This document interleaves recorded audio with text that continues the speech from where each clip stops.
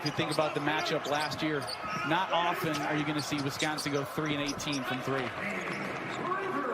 Nice little baby hook by Nate Reuvers to open the scoring. And say there's some good ball handling skills for the big man there. You know what's interesting, Chris, is everyone nowadays, when they go home, they got trainers, and they're working on their ball handling skills. They're working on these step backs. Kyle Wallace with the first bucket of the season for Eastern Illinois. Reuvers all alone, can't do that if you're Eastern Illinois. Nice baby hook early, then he did a one dribble jump shot. Little confidence. When Nate Reuvers' confidence is there, you see what could happen.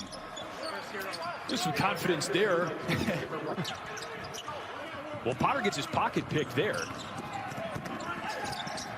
Good catch-up defense by Reuvers and Trice to stuff Max Smith. That bring back bad memories? No. Yeah. Great block right there by Reuvers. But then make a freshman mistake, get caught backdoor, but made up for it with his athleticism. Got away with it that time. Trevor Anderson wraps a pass around to Carlson, the freshman, with back-to-back buckets for Wisconsin.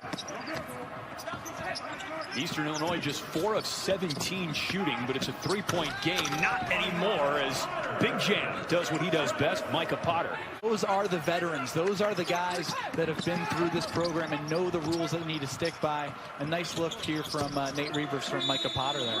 That's the second time he has been left that open. It's a throwback to Potter. You called it. However, Wisconsin works the other way with its largest lead of the night. Davison. Chris, I mean, I talked about it. Anderson to trigger. Alley-oop. Nice screen by Tyler Wall there. He pinned Nate Reuvers' guy down, so he was just able to go up and...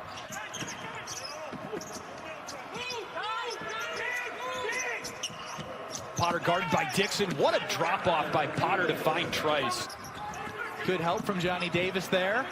But Friday has it taken away by Jonathan Davis, who wants to go coast to coast and does on the left side. Talk about learning to live in the moment and how it can affect, you know, a team and you as an individual. That's a situation that really struck them. And then Farquhar nearly wiped out and eventually turns it over. Look at Reuvers run the floor. All the way for the big fella. Yeah, and I think, look, the Wisconsin Badgers, they're so balanced that, it may not happen, but that's not to Nate Reuvers' fault. It could be just because you have the addition of Micah Potter. Going to play tonight. Here he is in the second half. Trice on the feed from Ford. You've mentioned that 2014 Final Four a couple times. Anytime I see Frank Kaminsky, I just give him a big hug and say thank you. Well, there's a nice dunk for Jordan Skipper Brown. I'm not saying he'd be hitting things, but yeah, he seems like he's in pretty good spirits. Skipper Brown.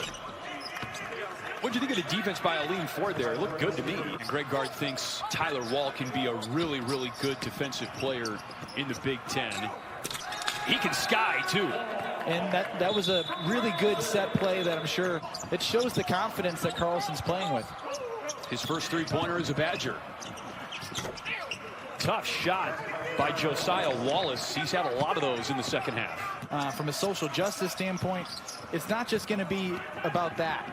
It will be about that and how he can continue to build with his teammates, and it just shows he's unselfish. Yeah, you called him your X factor, and those free throws notwithstanding, he plays an important role as the backup point guard on the team for Wisconsin, just keeping the ship running.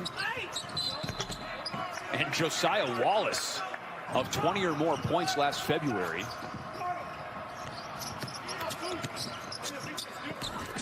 Anderson blocked at the rack, and then a foul on Jonathan Davis. Hustle points, but no buckets for Wisconsin's freshman there. And a long three-pointer for Junior Farquhar.